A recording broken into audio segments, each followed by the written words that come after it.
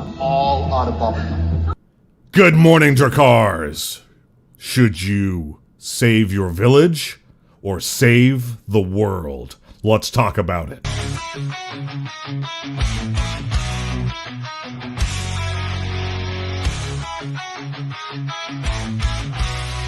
the white thunderstorms, we ride on the back of our truckers in a fearless flight. Sons of gold, hearts made of fire, conquering lands, fueling our desires, roaring engines and lightning in our eyes. United we stand, strength won't compromise. From the east to the west, we sail every road with our warriors. Never feel alone. Landscapes of freedom beneath open skies, the promised land where our spirits arise. We battle the storms, the tides of the sea. Now we've arrived in the land we're meant to be.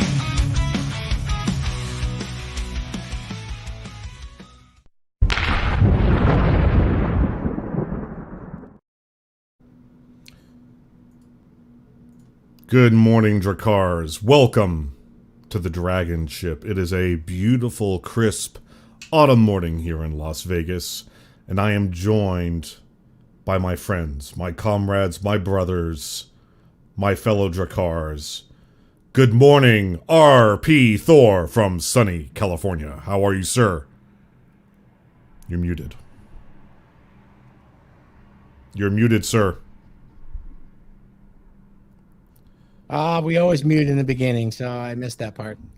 But doing well, man. Drakars, what is our profession? YouTube. YouTube.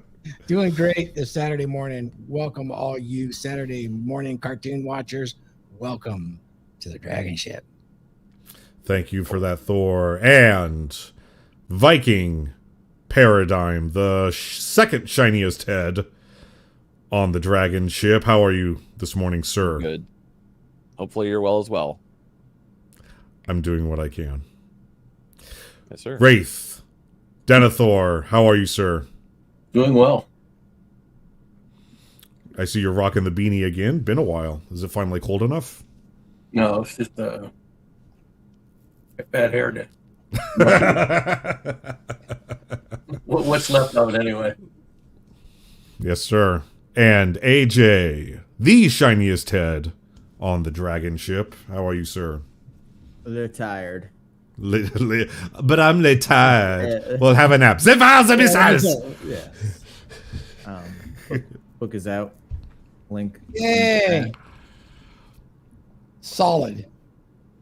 Fantastic. And the dating coach of the Dragonship, Huds. Good morning, coming from a fairy tale land far, far away. Oh yeah, I'm super pumped for later today. I got another Lego coming, so I'm gonna be busy tonight. Which one? I got one of the knockoff Temu friends apartments. I'm trying to test some things out and make some custom pieces out of it. Oh, 3D printing your own bricks? No, No.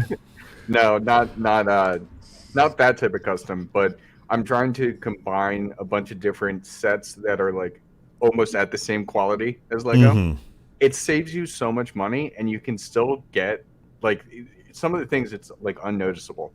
Like that Ghostbusters thing that I sent you guys a picture of. Mm-hmm. That's actually not Lego.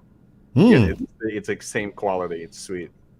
Awesome. Yeah, I remember the Ghostbusters one coming out a while ago. I think it's discontinued now, so If you were to get the actual Lego one, it would cost you $1,000, and I got that one for $150. So Lego appreciates faster than gold. It's bizarre. That's something that I noticed. I have the Super Star Destroyer. It's worth over $1,000 now, and I bought it for $300. So Like a goddamn plastic crack. Well, today we're going to talk about something that I don't think we've ever really discussed before. And I've noticed there is a disturbing trend in the world today and on social media. I've been noticing a lot of people who are incredibly preoccupied with the conflicts and the problems of other nations and other people. I'm seeing this when it comes to Russia and Ukraine, Israel and Palestine. Heck, even if it's within your own nation, cities on the other side of the country that don't affect you at all. Or maybe the way a company that you didn't even buy their products to begin with, mistreating their employees. Like, how many of you guys actually still actively buy things like Pop-Tarts? I don't. I don't know if any of you guys buy Pop-Tarts or anything else from Kellogg's. I don't think I have a single Kellogg's product in my house. But now people are all upset over Kellogg's putting like dye and stuff in their food. Like, well, they've been doing it for 30 years. Oh, now you care? Why do you care now all of a sudden? And instead of showing up at the Kellogg factory, I don't know, maybe just don't buy that crap for your kids? I don't know, just a thought. And so I've really started to notice how when people try to concern themselves with a whole bunch of issues, that it almost drives them insane. And one of my favorite streamers, like him or not, Asmongold, got a 14-day suspension from Twitch this week because he had the audacity to say he didn't care about Palestine, he didn't care about Israel, fuck them both. And he got a 14-day suspension for not caring about two nations on the other side of the planet blowing each other up. Now, it sucks that civilians and women and children are getting killed, and more than likely they didn't choose to enter that conflict. Their fathers did, their husbands did, their government did, and they had no say in it, and they're getting blown up. But from our point of view here, I mean, can we really do anything about it? And should we even spend time worrying about it? And I'm going to start today with a clip here. And then we're going to start to go around the Dragonship and talk about this. I'm going to try to make sure we don't get hit here. So this is from a film called Bruce Almighty.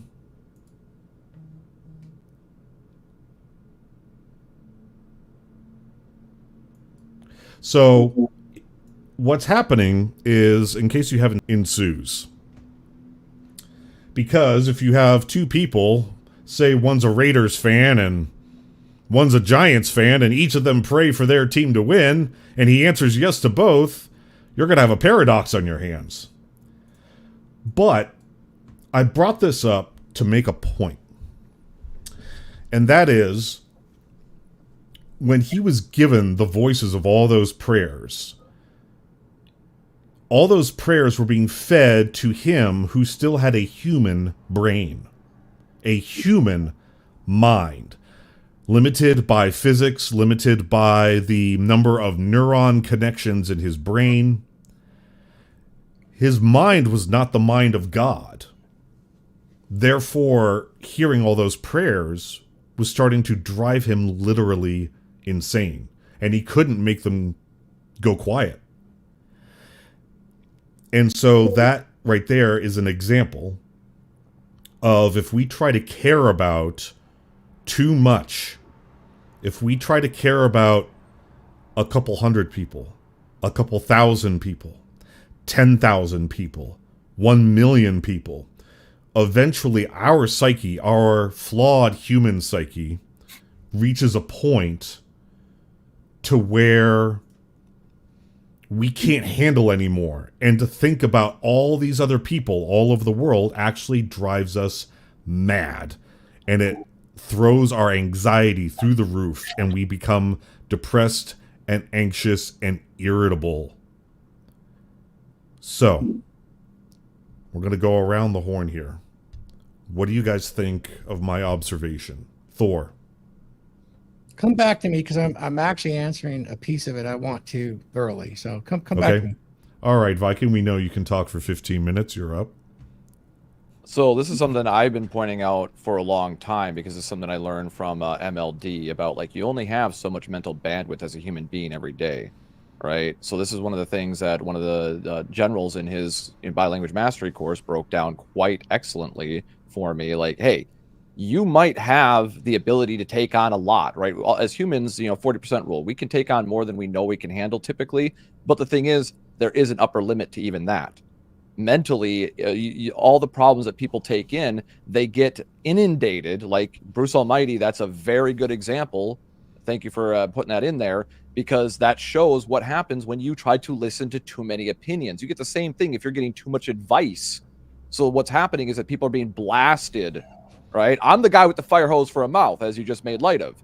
But the thing is, even I have to learn and understand that not everybody can take all that information at once. Same way as that when I'm trying to learn something, I'm actually quite happy when I get inundated with information, because it shows that I've reached my mental bandwidth, which is hard for me to typically reach, because I was trained to expand that and not be a fucking pussy mentally.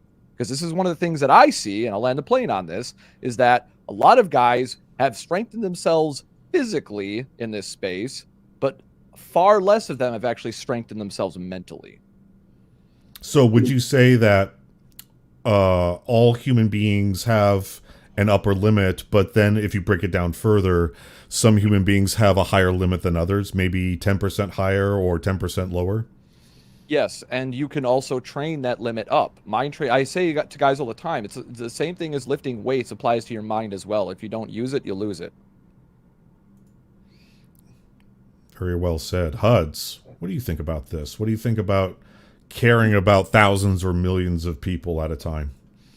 Right. So I mean, I don't think there's anything wrong with having compassion towards it. Like, I think that everything that's going on out there in the Middle East is terrible, but it isn't our problem.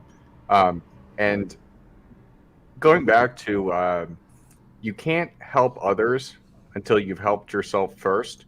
And like the airplane example, like, make sure to secure your mask before helping anybody else. When I look at what's going on within our nation right now, and we're focusing on other problems that really shouldn't have to involve us, and we're throwing money there when a lot of the American people right now are struggling, well, no wonder there's all this type of infighting going on. I mean, heck, when I woke up today and opened my phone, the first thing I saw was on X that there was like another mass shooting in Philadelphia last night. It's like, okay, great, awesome. Like, why are we focused on everything else when we haven't even focused on ourselves first? So do you think, actually, you know what? Scratch that. I will come back around when we talk about this in part 2. AJ, what are your thoughts on this? And as a veteran, I can empathize with the people on the ground, and both the major conflicts are going on over there in Europe and the Middle East.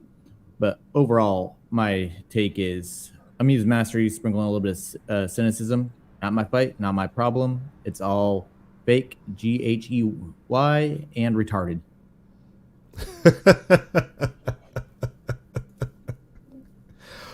Well,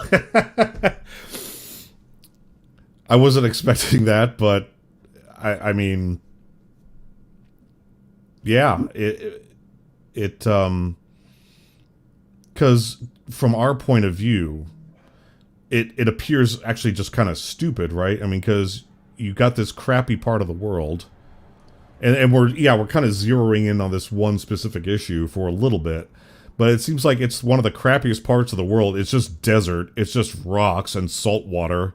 There's not a whole lot to it, but yet people have been obsessed with this portion of the world and have been killing themselves and others over it for thousands of years. Like, it's not even that great. Like, you can't grow crap there. Like, why is this so special? Why are we all obsessed with it? Hey. You gotta be careful, though. The yams that people make TRT out of are there. Yeah, there Just saying. Wraith, sir. Oh, yes. If you don't help your neighbor when you're when your house Yeah, is yeah. on fire. Yeah, that was just my point. Yeah, like you got to take care of you first to be able to help anybody else. Wraith, you've been around the block a few times. You've seen a lot of chaos. What are your thoughts on that?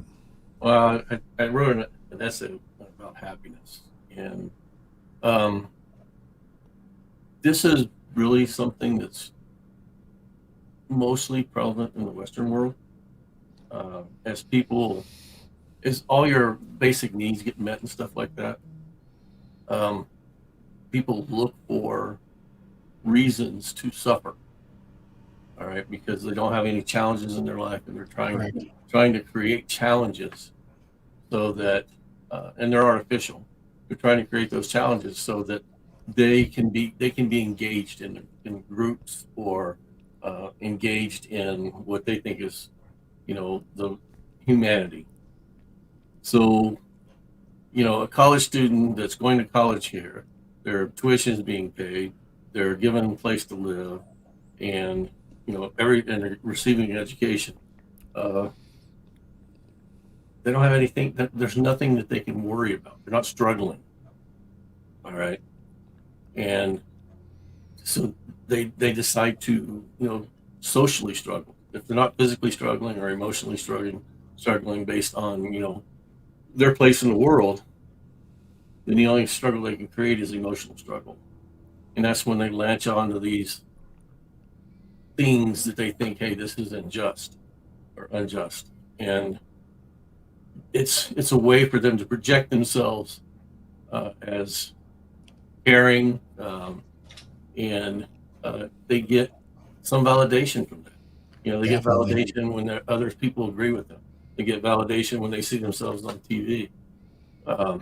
So it's a phenomenon that's really relevant in the West, whether it's in the European West or this country. And I think you look at Canada, they're dealing with a lot of craziness, and we are too, but they're dealing with a lot of craziness because they want to take a lot of different ethnic backgrounds and stuff and create a homogenous society. That's not life. There's always going to be things that you understand from your background that I don't understand. I can accept them, but it doesn't mean I have to understand them. When you talk about people rioting and stuff for a cause that is 200 years old and has, for all intents and purposes, been eradicated 70 years ago, they're looking for that struggle. And it's a natural thing to do, and it's because we don't have enough struggle in our lives in the West. We've solved most of those problems about existing. There's abundant food, there's shelter, and all those things. And when we start taking on what's going on in the Middle East, and bringing that violence here because we identify with, their struggle, that tells me people don't have any struggles in their life. So let me ask you something, Wraith. What would be an example of, say you're a young person and you have no problems? I mean, like literally, just like what you described. What is a productive struggle that someone looking to keep themselves from falling into this trap that they can manufacture for themselves and have it be a productive struggle that they can focus on? I mean, there's all kinds of altruistic things you can do. I mean, you can feed the poor. It's not like we have a lack of homeless in this country. But see, those are to these young people, those are insurmountable problems, because even the homeless guy has more than the guy living in squalor in Africa. So, And that doesn't always bring public validation. right, and there's no public validation for going out and giving someone a breakfast. Wraith is right on the money. He has a really good example. It's actually what I wrote down. We can use examples right now that every one of our viewers and you guys can see. If you take a look at our space, the red pill space, we get excited about male-female intersexual dynamics, discovering the true nature, and we want to share it. And generally we do online. It's exciting. There's a social aspect of sharing it with our brothers and taking care of our brothers. I mean, in the military, you don't necessarily always fight for your country, but you fight next to your brother and you're going to save him. And it seems there's a natural progression here towards indignity, insult, and that emotional high in order to get validation. And you'll watch a lot of influencers and people that go down this road. They start out saying stuff and doing well publicly on these social media platforms. And the next thing you know, they're doing quite indignant things and saying, you know, there are men. Instead of actually using evidence, they start saying there are men, there are women that do this, this, and this. The next step is there are men and there are women that do this, this, and this, and say this, this, and this. It's indignant and it is dangerous. And then they start to say it is dangerous because of this. It is dangerous because of that. Then they assign morals. And the very next step, and you can see this with a lot of the Christian broadcasts, the very next step is to say, instead of, you know, these individuals, it is these people are damaging and dangerous to society in whole. And you can watch this. You can watch this with what happened mid-century, last century, because the very next progression was with society's danger like that, it needs to be eliminated. And you're watching a big struggle with freedom of speech. And there are really good people that get out there, assign morals to the red pill. And the next thing you know, they are damaging society. And you can't almost see anybody that talks about dating or intersexual relationships without saying one side is dangerous, becoming indignant, and then saying something must be done. Well, what is that something? These are huge dangers to watch out for because these people cannot self-validate. It's exactly like Wraith said.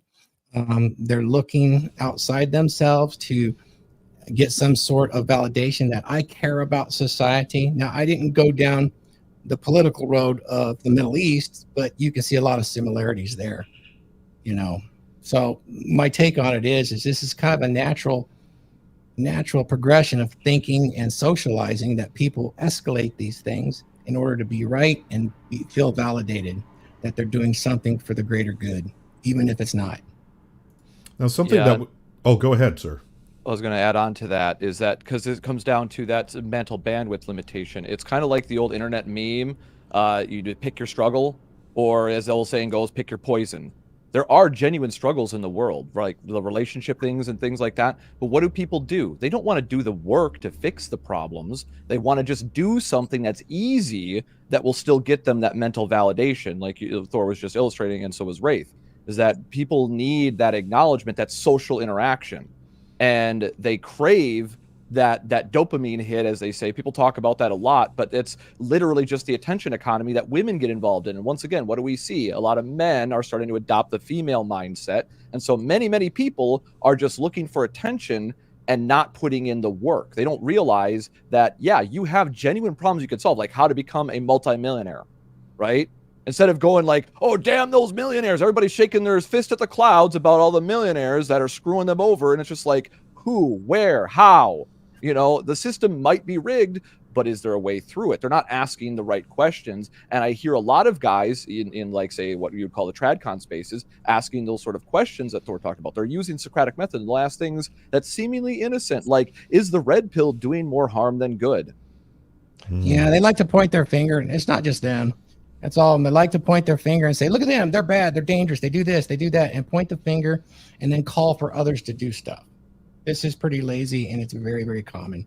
Well, and the thing is, the question obfuscates the truth, right? And that's what people don't pick up on, is that what is the truth? The truth is that red pill guys aren't the ones making men mad by making them red pill. What's happening is there's genuine problems with relationships due to this idealistic thinking that's been adopted in society of people not wanting to do the work and focusing on busy work over practical work. And what happens? We end up in this churn cycle, as Rollo calls it, where people just constantly are getting emotionally upset about things externally and not addressing anything internally. Yeah, I really do think the secret is self-validation, teaching people to be able to validate themselves ultimately results in more fulfillment. And, you know, that's more important than immediate happiness. And that would definitely lend a hand towards that type of attitude. Well, but there's also they're created by false narratives. Okay. Yeah.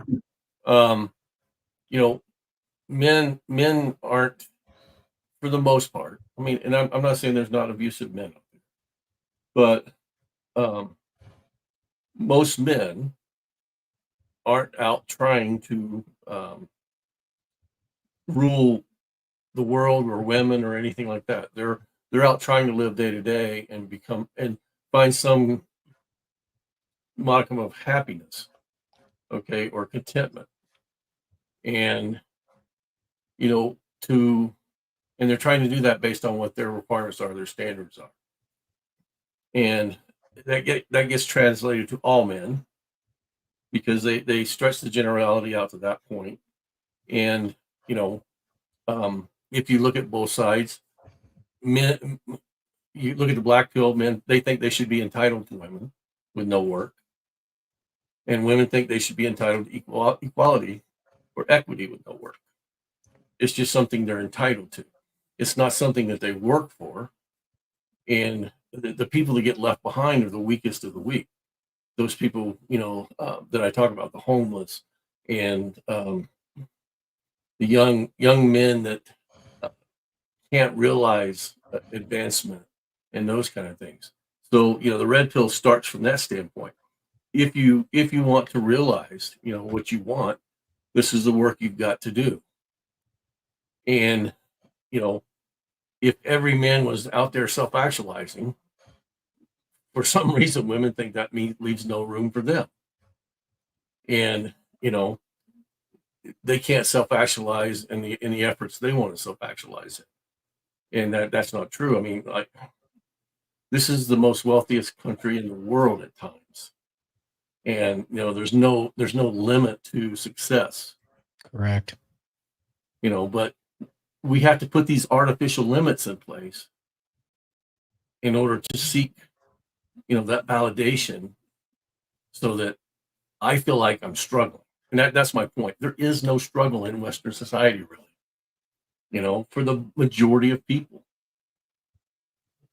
And we're not looking at the struggles of the people that actually are struggling, the homeless, whether it's from mental illness or lack of money or that stuff. We're not looking at how can we support those people. We're looking at, hey, there's this thing that I think is wrong way over in the Middle East. We need to do something about that. Let's do something about the violence in our own country. Let's do something about the homelessness in our own country. It doesn't make them money. But you're right. It doesn't make them money. It doesn't receive international recognition. It doesn't even receive national recognition. You know, and that's what they're looking for. They're looking for that validation, you know, and there's no consequences if you do it in a group. Because if you do it in a group, you're all protected. Thor's brought up a very good point. When I was in the political circles in Washington State, we called it helping Inc. If there's no money involved, the altruists wouldn't be involved at all. The tax money would not flow unless it was for a cause that they could make money off of. So we called it helping Inc. It's true. Have you guys noticed? And of course, I have an example here, but I'm sure the viewers have also noticed that whenever there is someone protesting, usually a far left cause, that they typically have a look about them. Have you guys noticed this look that a lot of protesters tend to have? Yeah, it You comes even from see Robert identity there. politics and Marxism. Absolutely, they do that. Yeah. Mhm. It's very tribal in nature.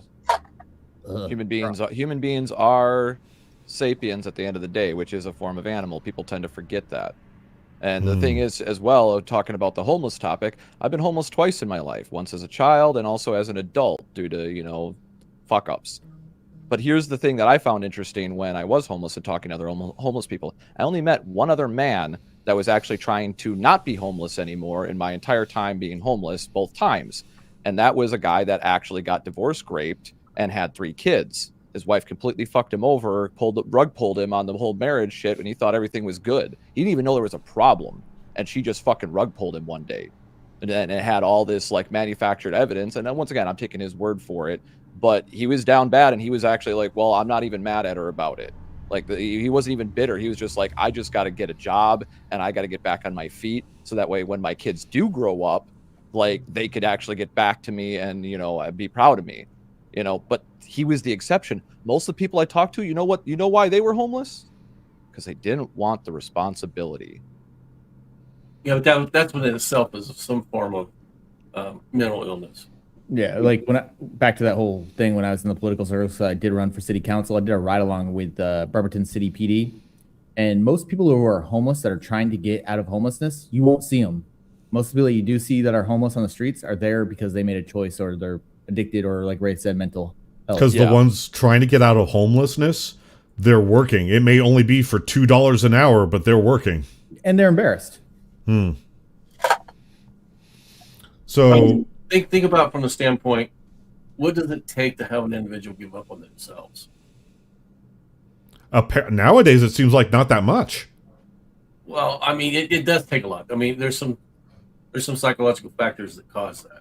All right. But I'm just saying, if you have someone that's homeless, that's, if they're not drug addicted, or they don't have some psychological condition, just the ones that have given up, they're just, they're to the point where they feel they have nothing to live for, and they don't want to struggle because it's easier not to. All right, and that there's something driving that. Yep. And it's the same thing if you look at the black pill. They've given up on women altogether. Why? Because to them the juice isn't worth the squeeze or whatever you want to say, but there's more to it than that.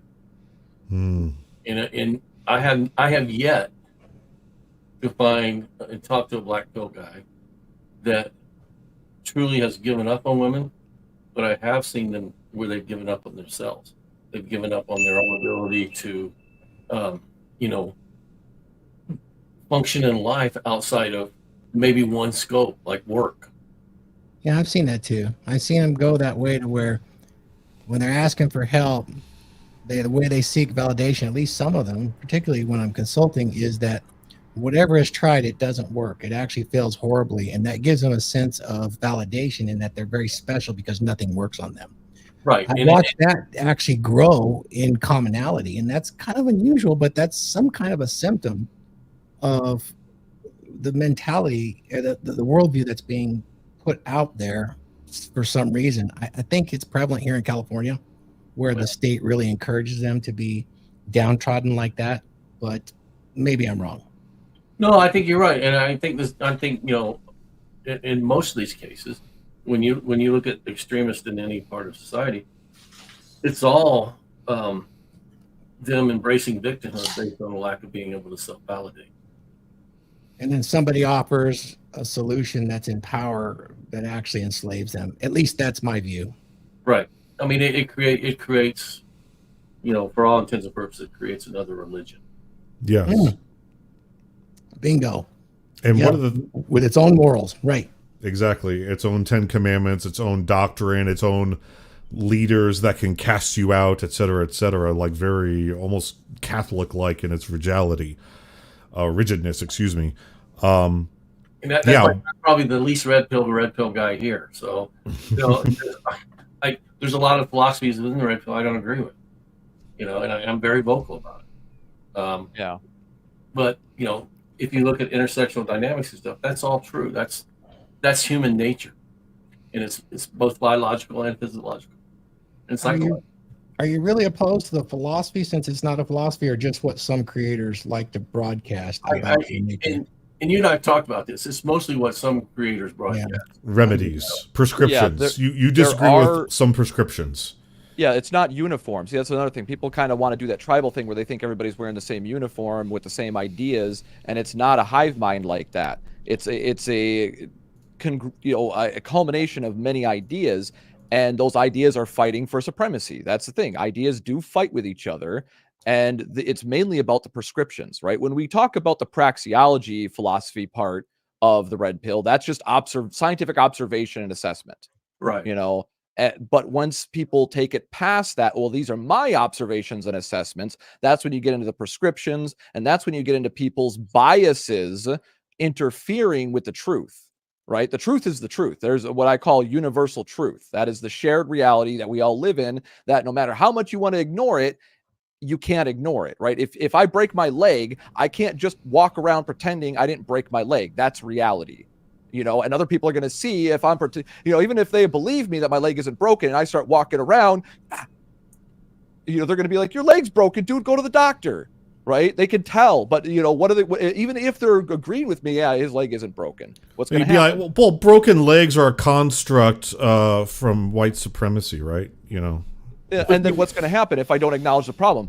I'm going to continue to suffer, and other people are just going to stand around continuing to watch me suffer and not say anything. Right? That's the kind of the world we live in right now. Right, but one of my problems is even the praxeology becomes the religion. And that's where you get all these. It's like taking the praxeology and saying that's the Catholic Church, and then you have Martin Luther. Let's say Martin Luther's one version of that praxeology. Then you have Don Baptista. He's going to be another version of that praxeology, and it's not uncommon to see churches fight with each other. No different than it is to see within the red pill they fight with each other. So those are all ideologies. So praxeology is just the acknowledgement that all behavior is intentional at some level or other, and that can be observed, and by the use of probabilities, you can draw conclusions. No, I categorize that as religious in nature. You can take that and develop your own ideology about it. You can, but now it's not a praxeology. Right. Yeah, I know what you're talking about, Wraith, because this is something that I was just discussing with a friend yesterday. Is that there's a difference between the actual truth and the reality of things, and then the perception and how people are responding to that perception. There you go. Mentality, more or less. And that's what you're seeing in what you're talking about is these little groups that form based on the tainted bias. And like, look at the black pill right now. Like, a lot of the black pill guys I've been interacting with recently have been claiming emphatically that the red pill ripped off the black pill. That's how delusional these guys are. It's like, how can you be walking around with a proudly proclaimed derivative name from a metaphor? So you're demonstrating you don't understand the metaphor, and you have poisoned the truth. Turn it black, even, right? And what once again, that shows that, what is the left going to say? They're going to call out some racism bullshit on that. Like, what the fuck? How are you making that negative? Because that's what they're saying. They're all doom and gloom. Oh, you're making me want to parody Rolling Stones. I see a red pill and I want to paint it black. I couldn't resist. Couldn't help myself. So silly, because all it is do you choose objective truth, or do you choose the known perception? The perception of the truth. It's just two choices, right? Yep. That's all it is. And so something that I've been seeing, guys, with a lot of these people, and AJ here lived up in Seattle, or the Washington area, excuse me, where he probably... Seattle Metro is fine. Seattle Metro, okay. Yeah. So I've been up that way, and for those of you who may not know, I used to live in Eugene, Oregon. So, like, on the hierarchy of woke, it's like number 1 is San Francisco, number 2 is Portland, number 3 is Seattle, number 4 is Eugene. So Vancouver is number 4. Vancouver, Washington, or Vancouver, Canada? Canada, BC. Okay. Well, I'm talking United States. Okay. Fair. So yeah, Eugene is basically Portland light. So that's why it's still pretty high up there. And back before I knew what was going on, I mean, let's be honest, guys, hippie chicks are easy poon. Let's just come right out and say it. Hippie chicks are easy poon. They have practically no morals. They're loose, and all you have to do is start talking about horoscopes, chick crack, and you can get into bed with them. Crystals. So yeah, crystals, incense, body massage, coconut oil, bam, you're in, right? So freaking love it. But red flags or green flags? Yes, I love them. Yes. So back before I started to become aware of how everything was going on, I did notice this trend where the more left wing or more open-minded the woman was, the more she deviated from what we call like typical beauty norms. So even if she was thin, and relatively good looking, she would still have the septum piercing. She would still have the colored hair. She would still smell bad. But most importantly, her house was always a complete disaster. Her home was absolute, even if she lived by herself, her home was absolute trash. Dirty clothes all over the floor in every room. Dirty this, dirty that. Dirty dishes piled up in the sink. Flies and things like that. And people are like, oh, Mike, how could you? Like, when you're young and dumb and full of cum, you take what you can get, right? Because you can't get anything better. Well, so yeah, their places were absolute trash. And I noticed that the more trashy their home, the more of an activist they were, the more they cared about others. There's a flip side to that as well, where they don't have that outward appearance, but they still keep that view. Their houses are actually clean, but they give you what they call the Pacific Northwest cold shoulder. Oh, but those are people that are just about their business, right? No, it could be like a fucking barista working at fucking Starbucks that looks normal, but she's got those rage and activist views. She gives you the cold shoulder because she thinks she's better than you, even though she's working for the $2.30 an hour at Starbucks. And so what I started to notice as my worldview shifted and I started to hang out with different kinds of people, I started to hang out with more conservative people. And I noticed something. The really, really conservative people, they cared a lot about their family and their community, and their houses were immaculate.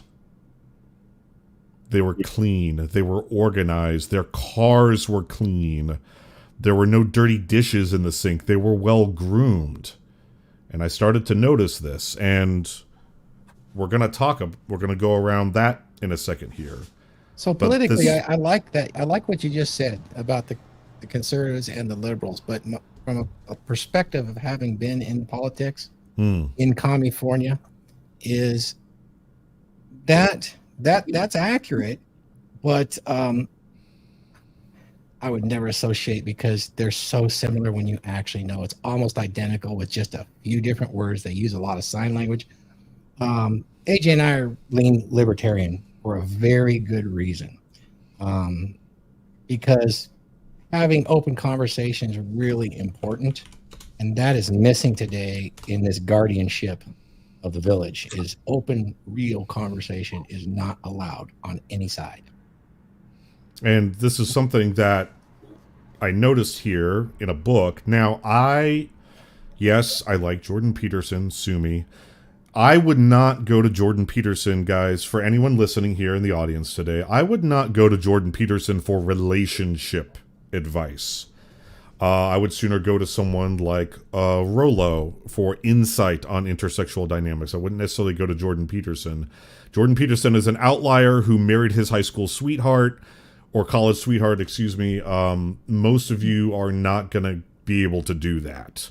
So don't go to Jordan for that. However, he's got some good shit. And page 147, 12 Rules for Life, rule number 6, set your house in perfect order before you criticize the world. Yeah. I can 100%. I 100% can get behind that, because I've noticed that when my house is a mess, I can't focus. It becomes chaotic in my mind. When I would have everything like super clean and in order, like everything else just works fine. It's the weirdest phenomenon, and that's why back when I was still dating like super frequently during lockdowns, and I was having girls come over like literally all the time, that was the very first thing I did. I would get home from work, I would clean the house, I would organize everything, and then have them over. And I mean, my success rate with women skyrocketed, because not only am I proud of what I'm bringing them into, but it helps subconsciously organize everything in my brain, and it's not something that I would be thinking about. It's like that one episode we did about having a nice man pad, and I brought up the Kevin Samuels video. He's like, bitch, you need a vacuum cleaner. Scrub your asshole. Well, I mean, think Ryan goes over that in Frame. do what? Ryan even goes over the same thing in Frame. Exactly. Wash your asshole a couple times, actually.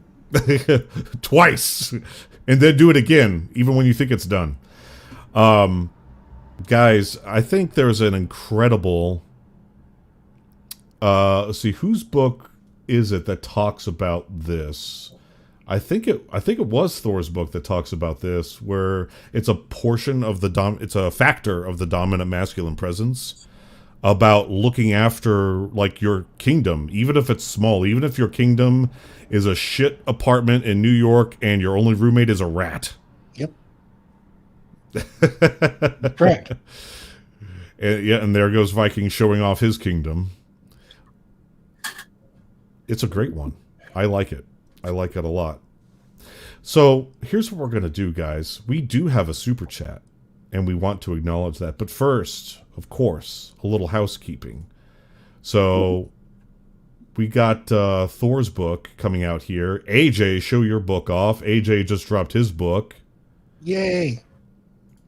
Good. And so guys, we are dropping all of these books. We're all writing books, and they're all going to be released.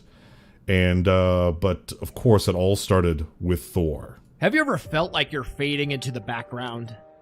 Like the world doesn't want you to stand out, to be strong, to be masculine? You're not imagining it. For decades, society has been reshaping the role of men, leaving many feeling lost and disconnected. It's time to change the narrative. In A Dominant Masculine Presence by R.P. Thor, discover the path to reclaim your strength, your confidence, and your identity as a man. This isn't about fitting into a stereotype. It's about embracing your natural traits and honing them into a powerful presence. Learn the 7 skills that every man needs to lead with authority, read body language, and control his emotions. RP Thor breaks it down with clear examples and practical advice to help you transform your life. It's time to stop apologizing for who you are. It's time to lead with pride and courage. A Dominant Masculine Presence gives you the tools to do just that. Get A Dominant Masculine Presence by R.P. Thor on Amazon or listen on Audible. Don't let society dictate who you should be. Claim your strength and redefine your future. Another great example there in that video. More protesters with dirty scalps and terrible clothes and wearing pussies on their heads. If men went out protesting and we wore penises on our heads, I'm pretty sure we would get arrested, right? Like, that's not a stretch of the imagination. Nah, we'd all be labeled sex offenders and have to register and bullshit like that. Yeah. Probably. Yeah. Hey, Mike, can I make a comment real quickly? Something that's important that came up on a review is that when I published the book, I made a mistake on the back cover. I didn't catch it. I talked one line that said traditional masculinity needed to come back. That's not what it's supposed to say. Throughout the entire book, it's conventional masculinity and it's defined. It's defined that way for a reason.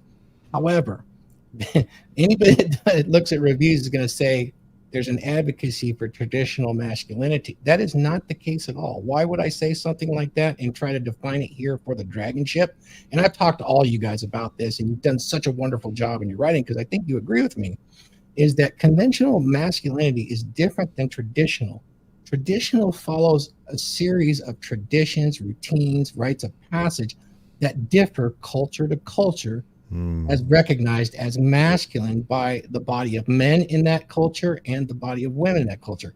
Conventional masculinity, which is what the original book is all about and what we're writing about, is when we say conventional, it crosses all cultures, meaning that it can be recognized as masculine and manly by men and women across the planet as masculine.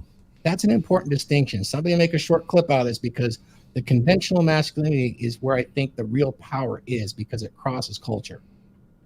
Absolutely. Yeah, that's that universal truth that I talked about before. There's just like what Ryan Stone talked about in his book. The one key piece of advice that everybody across the manosphere or red pill, whatever label you want to use, brings light to is getting in shape. being physically healthy. Why? So that way you're mentally healthy. This is what I'm going to be talking about in my book about physicality. Do you even lift, bro? Dost thou even hoist, brethren? Yeah. Shout out to the RAR squad. I do. R. So speaking of AJ's book, we have a super chat here, and AJ, because this is for you, I will bow out reading the super chat, and you will do it. Siege D with the $10 super chat. AJ's book came today. I Discorded DM'd a photo. Thanks for the book, AJ, as well as all the helpful advice in helping Glenn defend the red pill and masculinity on his after hours show. Thank you, Siege. Enjoy the book, my friend. $10. When are we getting Glenn back? I miss that guy. I'll talk to him. If he's on He's tonight, I'll usually talk working to him. on Saturdays these days. That's the thing. Yeah, I think he's doing a lot of Doing a lot of production. shoots. He's got a huge audience overseas, so he's got a broadcast at night. He's actually, he's becoming successful, and I'm very supportive. And if he's got to leave us occasionally to be successful, you know what? He's one of our Drakars. He's our sergeant at arms. Go get it, Glenn. His We'll get him back. the audience is they're wild. Yeah.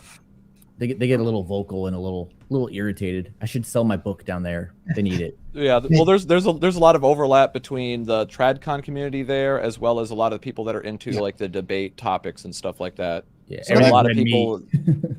So that's interesting. I watched an evolution, and maybe we can address this some other time. But I was doing some research this week, and I watched an evolution going backwards in time with all the panel shows. And I watched this evolution of a courteous commentary from, like, when I went on Fresh and Fit, there was nobody that ever overtalked each other, except some of the girls occasionally, and or Myron stopping it. To the evolution of today, where nearly everybody on the panel shows does nothing but overtalk each other, turn their mics up. It's pretty amazing that it's happening so universally.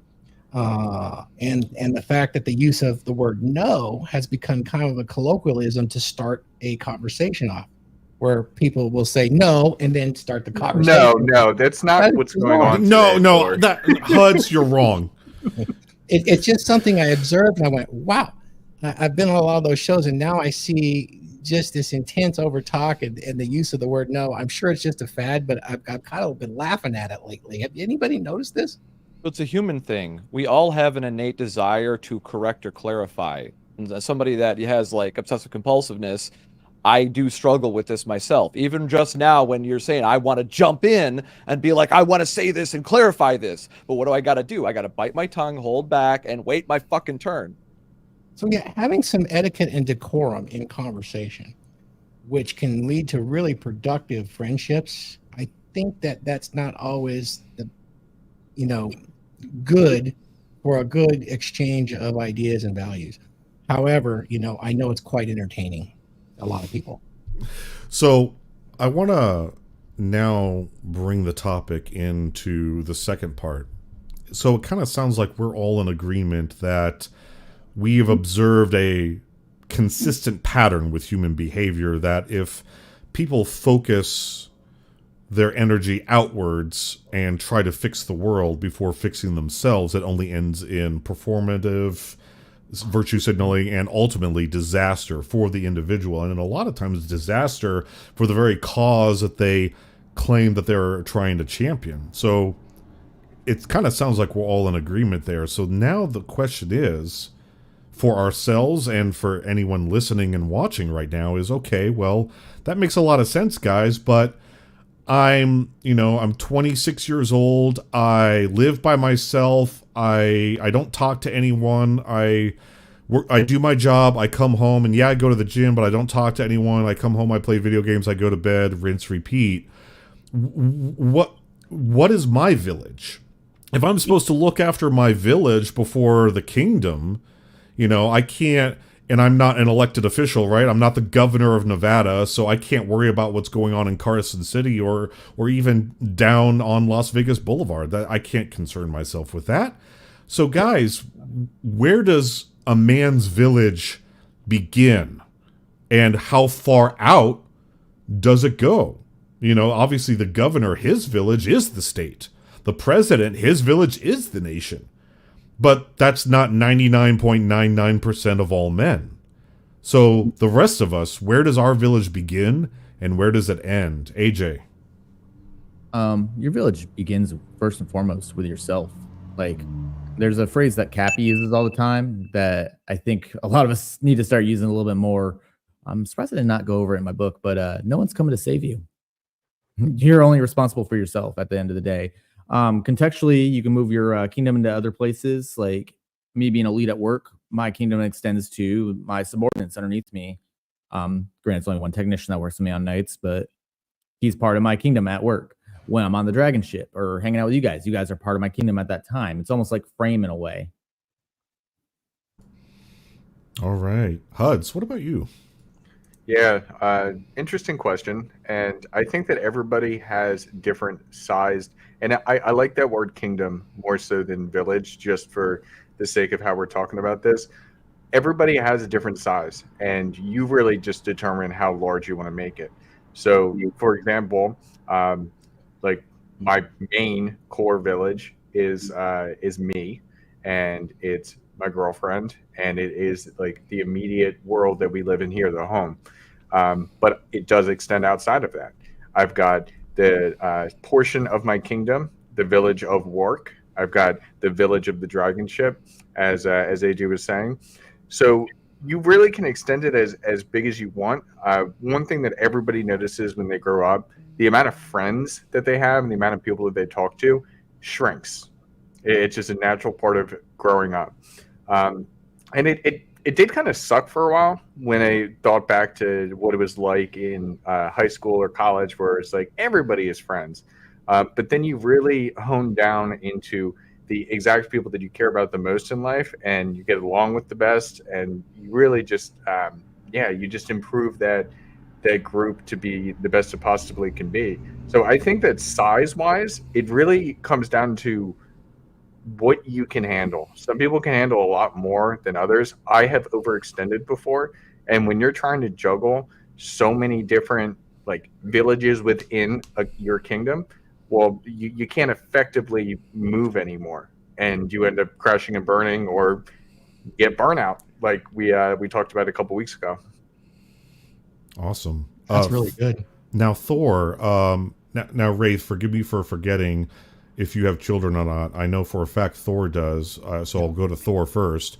Sure. Thor, I assume that your village or your kingdom obviously extends around your children.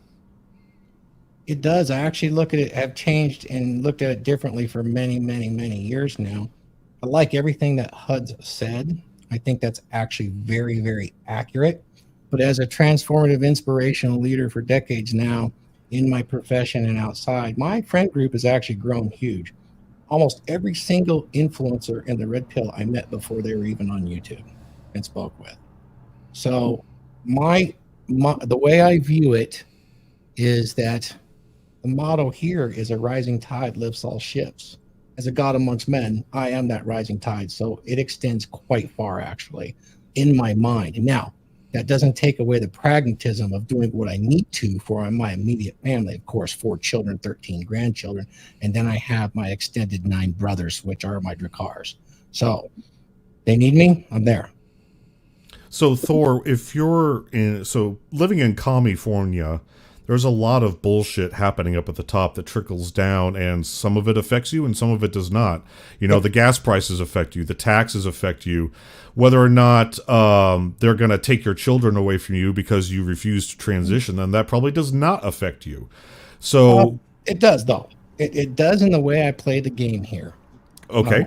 As the gray man, I'm always working to educate other individuals, but doing it in such a way that they are better off for working with me or meeting me, even if they're diametrically opposed to me fundamentally on a philosophic level. It's really worthless for me to put my thoughts out there to create any sort of strife, but it's much better to plant seeds. It's amazing when you do that, people come back to you and say some amazing things that's very positive. So I affect it in that fashion, and we do the best we can locally.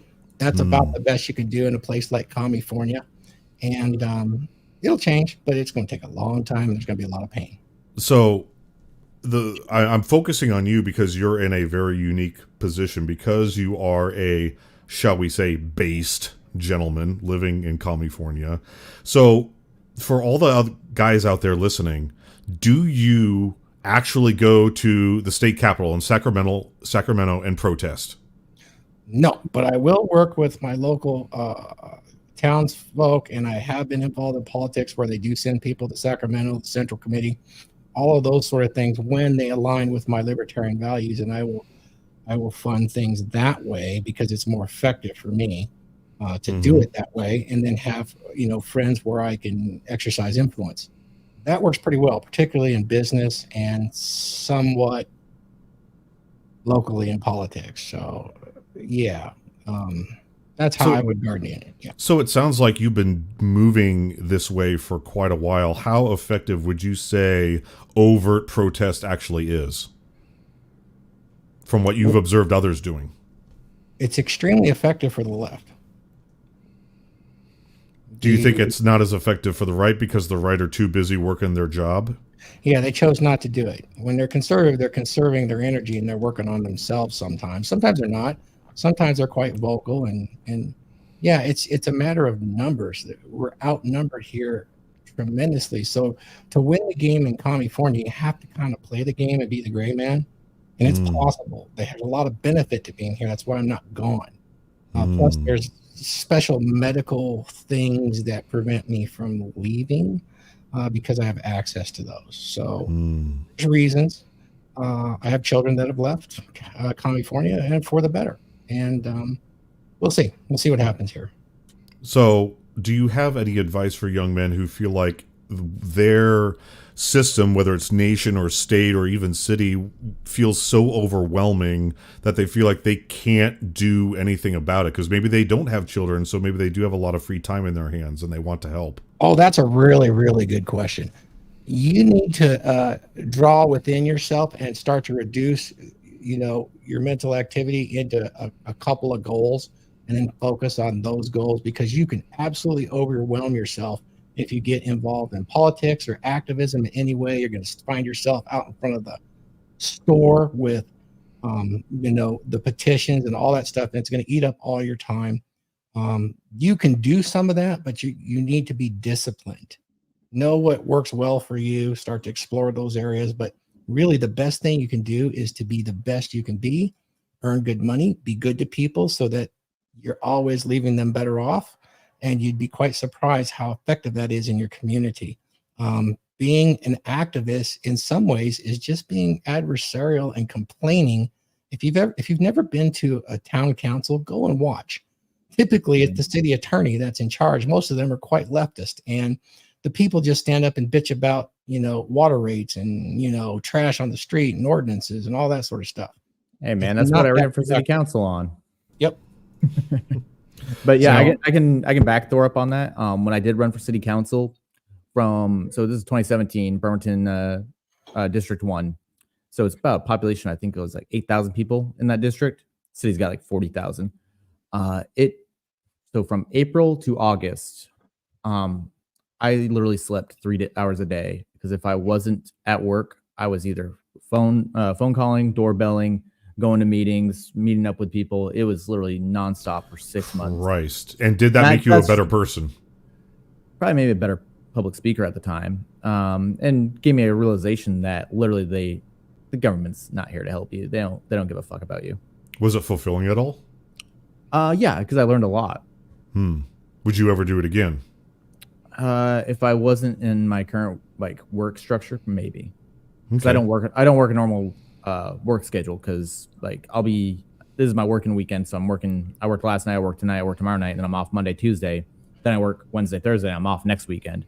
So I don't have a schedule that I could go do say city council would probably be the lowest I'd go again.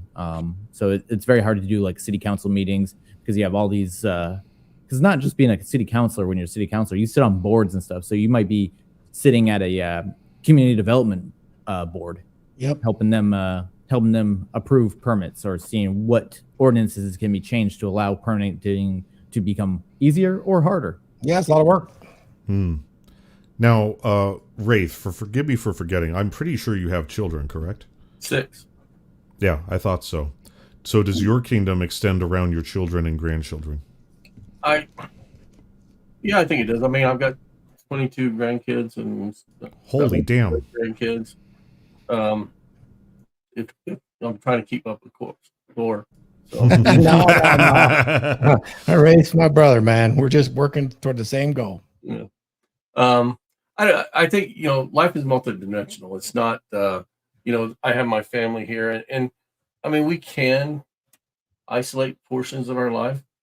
Work is one thing, family something else, friends are over here, and I mean you can compartmentalize that so they never reach. I think I've done that most of my life because of being in the military and then going into police work and those kind of things. Those type of jobs keep you pretty limited to your social structure. And I think that's by design in some respects because you build your relationships based on same values, same and equal values and equal trust. So those communities are fairly closed, and I've lived in most of my life I've lived in those closed communities. So family first, work, which has always been towards country for me. Family, work, and friends. As I've got older, family spreads all over the place. Work gets less important, and friends become more important. I think with Thor and a couple of guys in our group, I'm probably closer with them than I am my own family now. Not my kids, but my brothers and sisters and stuff, because they went out and developed their own structures, and I'm only a small part of one structure in their life that and we're all old. So, but I think it's multidimensional, and I think you have, for me, and my experiences and the jobs I've done, it's been pretty much compartmentalized. So, as far as getting active in community, I've worked in public service or military and as a police officer. So I've those actually prohibit you from being political. So as I get to this point in my life, I'm probably more political now than I've ever been in my life, and I'm an independent. So I'm looking at who's going to create the country for the generation of my grandkids, my kids, their kids, and then the future. Because like I said, I have 7 great grandkids now. Man, congratulations. I didn't know that. Yeah. Tarl, what about you? How big is your kingdom? Where does it start and how far out does it go? Well, this kind of comes back to something I've talked about before, is that people always meme and say what's going on in the world right now is clown world, right? And I agree with this because I say people's mindsets are upside down and backwards. And so when it comes down to my kingdom, it goes back to something I was also taught, and that was also talked about in a movie called The Mask of Zorro, where he's teaching him how to sword fight, right? Anthony Hopkins Zorro is teaching Antonio Banderas' Zorro how to, he's got him in these groups of circles. He's in the middle of this room, this big room, and there's all these circles around him, and these are the circles of influence. So for me, this is how I assess it, is that I have circles of influence around me. The same way that the Aquaman gentleman in MLD's group talked about, control the controllables, you're the number one controller. That's me in the center. Then I have my girl, my son immediately there. Then I have people like my mom is outside of that, immediate family. Then there's friends, my girl's family, so on and so forth, extending out to the rest of the world. And what I see a lot of people do is that instead of focusing on a proper priority, right? I have a priority list. What's the most important task to get done first? They have flipped that. That's the clown world. So what's happening is that they're focused on all the things outside and working inward, rather than focusing on all the things inward and working with their way outward. And that's what you see Thor is able to do very well, is that he's focused on his inward self first, and then he's projected his circles of influence ever outer, and that's the ripple effect. You are creating the ripple rather than trying to toss a pebble and create a ripple out there and somehow you're going to get a feedback effect. No. By the time that ripple gets back to you, it's going to be less potent. It's better that the ripple extends out, and then the people that you affect will cause that ripple to grow. So that's how I think about it conceptually. Those are my circles of influence. And now I do primarily focus on those very present literal circles of influence that I have. But then I also do have the ability to say things over the internet through the podcast and whatnot, where I can create more ripples with other people further out. But I'm still focusing on myself first as the main priority. That enlightened self-interest. Put on the oxygen mask on yourself before you try to put it on your son. Because if you pass out and he doesn't know how to put the mask on, you both die, right? If I get the mask put on myself, even if he passes out, I can put the mask on him and get him back to life very quickly. Understanding the reality and having the correct order is the key. And a lot of people have been either lied to, or they wishfully think, creating those little niches that Wraith spoke about earlier, where they create their own religion. Yeah. Yes, sir. There it is. Thank you. Yeah.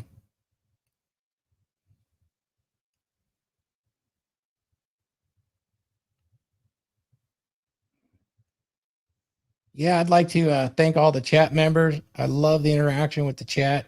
Love to hear your commentary on your castles and how it extends.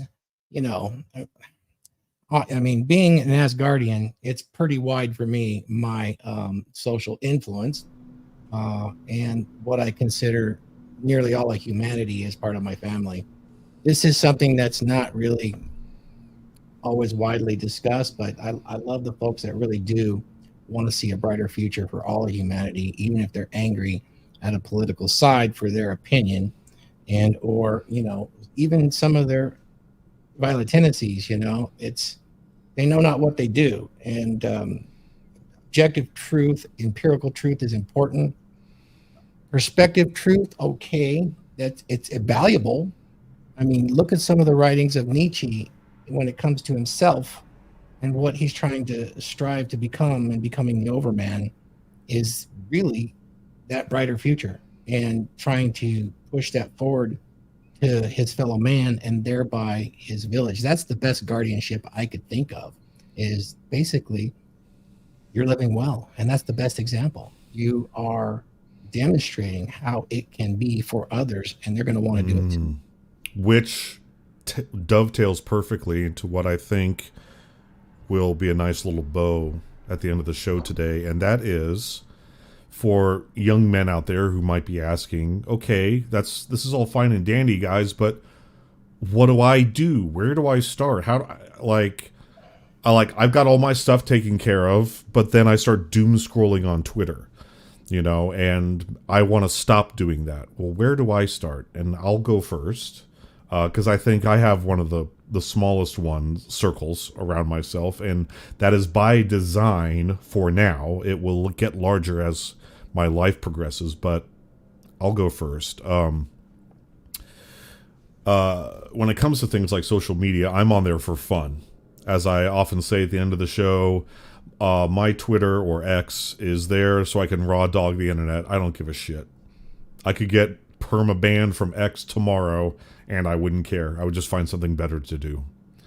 But once everything else is done, if you're a young man and you're looking to start extending your circle a little bit so that you don't create problems that don't even exist, or focus on things that you can't do anything about. It's like, okay, you're a car mechanic, and you've got no wife, you've got no kids, you live by yourself. Worrying about Palestine isn't really gonna make you a better person. And so the first things I would suggest would be hit the gym, because there's a couple hours right there you can kill. And especially when you first get started, you're going to be so exhausted, you're just going to come right home and go to bed. Like, you probably won't even have the energy to eat or even shower. You'll just come home and go, onto the floor or couch or bed or whatever it is you sleep on. I would start there. And then I would start leveling up your career. So if you're a mechanic, well, maybe, yeah, you work on Hondas and Chevys and stuff like that. Well, maybe you want to be a Tesla mechanic. They get paid very well. Maybe you want to be a certified BMW or Mercedes mechanic. That has a high barrier of entry because they have certain expectations for their vehicles, but they make more money. Maybe you don't want to be a mechanic anymore. Maybe you want to branch off into something else. Start researching it. Start studying it. And then do something creative. Like, oh, I've done this, I've done that. Now what do I do? I still have more free time. Do something creative. Paint Warhammer 40K figurines. Build model ships. Build Lego. Lego's kind of fast though. You're done with a Lego set in like one afternoon. But yeah, Warhammer 40K, that's a great one. Especially if you take your time. It could take you a week to paint one soldier if you do it properly and really take your time and give a damn about it. Yeah, it gets insane. And start adding to it from there. And then I would say, if you're still looking for shit to do, then definitely start reading.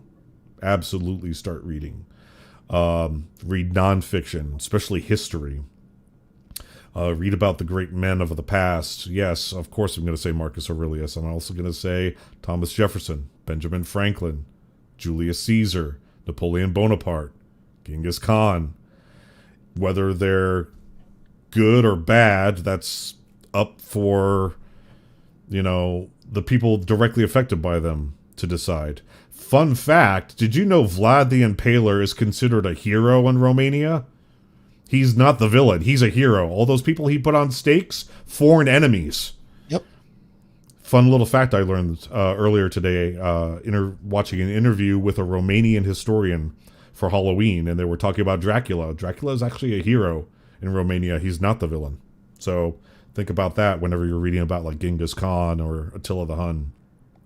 So that's what I would do. That's where I would start. And I'm sure these fine gentlemen have some opinions on that as well. Tarl, what should a young man who's looking to not get too distracted in the anxieties of the world start doing? Well, I think that Antonio Banderas is getting talked to by the other gentleman's Zaro said it best. Till I tell you there's nothing outside this circle. Oh, but the bad guys, my revenge. No, nothing. Till I tell you otherwise, there's nothing outside this circle. And you need to be that voice in your own head as a man. Because my power isn't that strong. My influence doesn't extend that far where like you can answer to me. Don't get it twisted. This is metaphorical. But the point is, you have to be your own compass. Take in the truth. Be honest with yourself. Stop letting your bias interfere. Focus on the validity of methodology and the actual results that you get. And you start with that first circle. Get your own life in order. Your room, your hygiene, your physical health, your eating habits, your media consumption habits, all those little things. You need to micromanage it. Your budgeting and your career. And then you have what I would call a kingdom, because everybody starts out in like we'll use a video game analogy. Everybody starts out kind of small. We'll use a video game Viking analogy. So everybody starts out as basically like a human, right? And then you got a trapper cabin. Make it do with a stick. Yeah, you got a stick, maybe an axe, and you got a trapper cabin. You're out there hunting animals and cooking food, and you got your bed and all that stuff. But then you might upgrade to being a farmer. You might upgrade to getting a village and having a wife and all that stuff, and then actually forming a kingdom based on that. Like that's the general formation of society. We started out as more or less isolated individuals that ended up grouping up for safety and survival, and these family groups grew so big that they became tribes, and the tribes became villages, right? So understand how the natural progression of humanity works. It starts with you as an individual building yourself, understanding how reality actually works, so that way you can actually find food, proper food, be healthy, and be successful as an individual. Then you can get a mate. Once you're successful as an individual, then the opposite sex will be more interested in you rather than going like, ew, gross, this fucking dirty ass trapper out in the woods. When was the last time he bathed? Right? You know, you're that guy that actually got a house, took a bath, groomed his beard, and now you're able to, get some interest because, oh shit, he's actually peacocking. Like, he actually cares about himself. This is somebody that I could start a village with, rather than maybe he's just going to keep me out in the woods and fuck me all the time, and we're never going to have a real family. That's what a lot of girls are scared of, right? They don't want to live in the woods. They don't want to just be they like being the fuck toy when it comes to making the family, but the thing is they don't want to be the fuck toy forever. That's the problem, and most women don't even realize this because, once again, what does society do? I use the broken leg analogy, but that applies directly to obesity in the United States right now and in the West in general. Is that's the broken leg. Everybody's pretending isn't a broken leg, is a real health issue, and everybody's fine. No, you're good. We're ignoring it. It's just going to go away. And then people are like dropping dead from this and suffering long lives. Like, we've extended the lifespan of these people through medical technology, but we haven't reduced their suffering. And the suffering could be reduced by solving the real problem, going back to the circle at the center. Control the controllables. You are the number one controllable. And if you don't understand the proper circle of influence and have a real priority list and a proper framework for your life, you need to make one. If you don't know how to make one, if you don't know how to make a life plan to understand your circle of influence, get with Wraith. Fantastic. Huds, what are your thoughts on where a young man looking to maybe solve some problems but not worry about things 10,000 miles away, where they should start? Sure. I actually think the best place to start is doing some introspection. A lot of times we just move through life. It's just the motions, and we get pulled into certain villages within the kingdom that is your life. We get pulled into certain villages that may not be best suited for us. We may have some friends in our circle that are not best suited for us, but we don't really do anything about it. And that's what leads us to just sit around and complain. So when you actually take a hard look, and I encourage everybody to do it, just like think about maybe different groups you're a part of or different people you're connected with. Is it a mutually beneficial relationship, or is it one-sided a little bit? Or does this person just bring headaches into your life? Or is this group not fulfilling to what you want in your future and how you see your life going? And by doing that cleanup, I mean, it's kind of like cleaning your room or cleaning your apartment or cleaning your house. You're just organizing things a little bit better so that you can continue on and have that foundational structure to really reach the potential that you're looking for. Wow. You got me thinking, man. Damn. AJ, what about you? I think no one's said it yet, which surprised the crap out of me, is first step is you got to get comfortable with being uncomfortable. Like, a lot of guys that come into this space, I think Thor and Wraith can probably back me up because they've done a lot more coaching than I have. They come from a place of codependence, and they're not comfortable being by themselves. And sometimes you have to get to that point where it's almost the exact opposite of codependence, counterdependence, to get that reset going and then deciding where you want to go. It's like Ryan Stone says right in the beginning of Frame, what do you want? A lot of guys have never asked that of themselves. So you have to get comfortable with being uncomfortable, be by yourself. If that's too much for you, I do recommend getting a dog, because loyalty has its own reward right there, and dogs are loyal. I can't believe I didn't think of that. Yeah, because having another living creature that you have to look after, and the amount of attention it needs varies on the species, right? Like, dogs need more than cats, but you still have to take care of it, and it's a discipline. Yeah, so that's why I say, like, if being by yourself is too much for you, but you do have the discipline to take care of an animal, as you can see, Coda's walking around me right now. Get a dog. Yeah, they're super loyal. She's fairly easy because she's a Dutch Shepherd. But yeah, that's what I got right there. Just get uncomfortable with being uncomfortable. No one's coming to save you. I can't believe I didn't think about like you could even start with a plant. Like, if you're afraid you're going to kill something, start with a plant. Rafe, what are some things that a young man looking to not get too involved with things they can't change? What can they start doing to improve their mental health like this? You're muted, sir. I think Carl kind of, echoes some of the things I've said over the, last 2 years we've been doing this.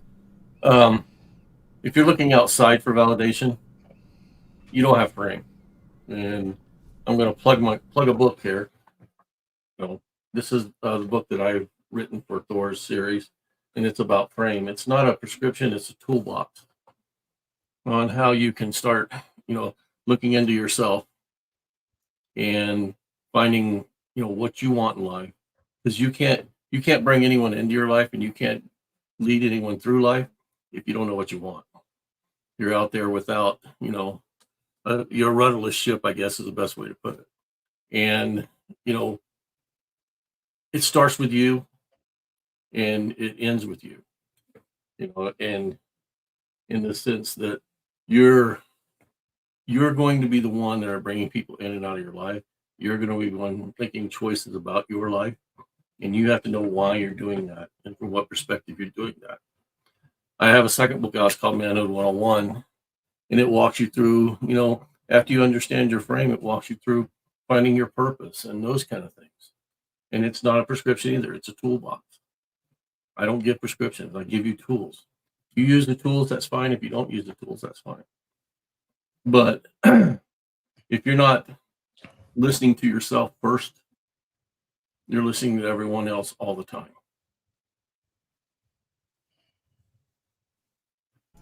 Thor, what do you have to say on this? Everybody said all the right things. I'm not going to expand upon that. The book series that these guys have done is phenomenal. I really appreciate that. I will say this, though. If you're a young man and you're not quite grounded yet, get a skilled trade. Be a firefighter, a cop, power lineman. Get something that's very much a demanding but exciting skilled trade. It could be carpentry, whatever it is. That goes a long way to giving you discipline that you can push into your life and gives you a lot of resources. That's a little bit of a different take than the other guys, because the books have plenty of suggestions for you to self-center yourself and be able to self-validate. All super important. Now, you can find the link to my course on how to be a power lineman in the chat, but I also want to direct you guys to this right here. Guys, this is Redbubble notebook and a diary. Look, there's a couple books on there in the shield wall. It's skills every man needs.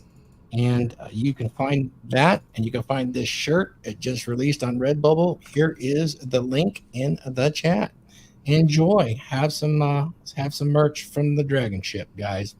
Other than that, God, 246 viewers. I thank you all. I'd like to be more interactive with all of you. You can always find me on becomedurable.com, and of course, here on the Dragonship. Thank you so much, Mike, for hosting today. What an excellent job. You're very much a good captain of the Dragonship. Thank you. Well, thank you. And I thought of a little story that I think is a little bit relatable, and it had some unintended outcomes. So, as we wrap up today, when I first moved to Oregon, and I started my new job, and I got my apartment and everything, I would come home from work, and I was kind of bored. And I decided to build something. And I had never built anything out of wood before, ever, in my entire life. And so I went to Lowe's, and I bought a bunch of pine planks, little 2x4s, and I bought some wood stain, some sandpaper, some nails, and a hammer, and a saw. I had never bought a hammer before. I had never owned a saw before. And I thought to myself, I want to build something. And I decided to build a wine rack. And I looked at some pictures of some wine racks on like Etsy and Pinterest and stuff like that. And I was like, that one looks pretty simple. I think I'll do that. And so I did. And I didn't have a workshop because I was in an apartment. I didn't have a garage or anything like that. So what I did was I put up some plastic on the door border between my kitchen and my living room. And I put plastic on the floor. And for 4 weeks, I didn't take this plastic down as I worked on my wine rack. And I cut everything by hand. So like if there was a slit where the wine glass was going to go, a little 1/2 inch wide slit, I actually cut it by hand with a saw. And I used scraps of wood to do ornamentation. And then I sanded everything. The sanding created huge blisters. Like my hands were sore and red and started to actually bleed after a couple of days. And I just kept making it smoother and smoother and smoother. And then I would use a wet cloth and I wiped the wood down and everything. And then I stained it. And I did 6 coats for every single piece of wood. And I laid them down there on the floor. And so that's why this took 4 weeks. Because, you know, I didn't want to get wood stain on the kitchen floor or the kitchen counter or anything like that. And so then finally I got to assemble it. And I used all the little nails and I lined all the pieces up where I wanted them to go. And then I put the hooks on the back, the little D-rings and everything. And I got my stud finder out. I put the nails in the walls. And I hung that wine rack on the wall. And not only was it satisfying to, you know, actually take the bottles, put them on the wine rack, take the wine glasses, turn them over and hang them the way they're supposed to be hung and everything. There was an unintended consequence from all this work that came out of a desire to eliminate boredom. And that's that this wine rack was a panty dropper. I don't know what it is, but gals would come over to my house and I would serve them some wine, and they would say, "That's a really great wine rack. Where did you get that?" I made it. Sploosh. Guys, I didn't think that was going to happen. I did not build that wine rack to get chicks. But it ended up being a side effect, a byproduct of it. All the time, man. Maybe it was the byproduct girl. of doing real work. You did real work to do that, and you did an exceptional job. Obviously, I'd like to see a picture of it. Actually, Yeah. But that's a skill, and I agree with what Thor said. You know, sorry to interrupt, but having real tangible skills and capabilities as a man not only gives you more confidence, but women will notice, as long as you're not like just being a braggart about it. Once again, you don't brag about it. Women ask because they're like, "Oh shit, that's awesome," you know, and they're interested in the wine because, you know, a lot of women like to drink, you know, it is what it is. But the point is, it opens that gate, and you didn't even know you did something. This is what they call game, gentlemen. But the thing is most guys won't do the effort to do anything actually cool. You could have just made a rack and said, "I'll just do whatever," right? And just made a shitty one. But you even said you decorated it. Can I say something about that? Just in my experience, when I personally interact with people, most guys will do something if you're demonstrating that as an example. They want to keep up. It's when they're at a distance that they don't, for some reason. And maybe that's because I personally interacted with people and I see that more closely. But most guys will want to do that. I get the questions of that, but it's when I'm personally interacting that they don't ignore it. They ask the question and want to do some of the things that Tarl's actually saying. But if you're at a distance, yeah, no. And there it is, Tarl. Excellent. And that's the key thing. That's just an example, one of many. You could have other things that maybe you wanted to do, what skills you wanted to learn, and these things do matter in real life. Like I said on a previous show, I made a resolution when I was quite young that instead of entertaining myself whenever I would get really bored, I would educate myself in something or try to consume something. It wasn't what I was involved with, so I could still switch my mind up and get diminished burnout, but I'm still informing myself of something that actually matters, even though I'm using it to distract myself. Because what's happening right now in today's day and age, people are allowing themselves to be distracted by so many external things that they're creating more external problems by neglecting themselves.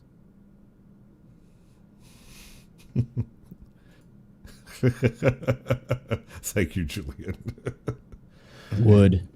Would, pun definitely not intended. So, guys, I guess if all else fails, build a wine rack, or I would say build something. Build yourself.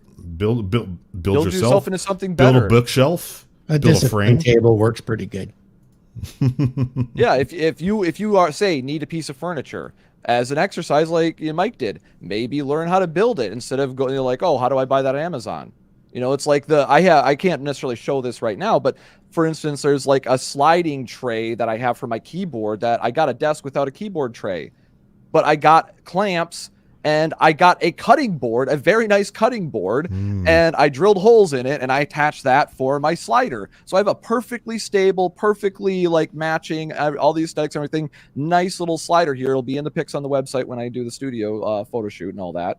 And that's just a mild example. It's just one piece of wood. I didn't have to cut it or anything. I just had to drill 4 holes and screw it into place and then clamp it on. But once again, I needed that. And I did some research, figured out how to build exactly what I needed with the least effort and least money required, rather than buying like some other crazy apparatus or a different desk that wasn't what I wanted and would have to sacrifice strength.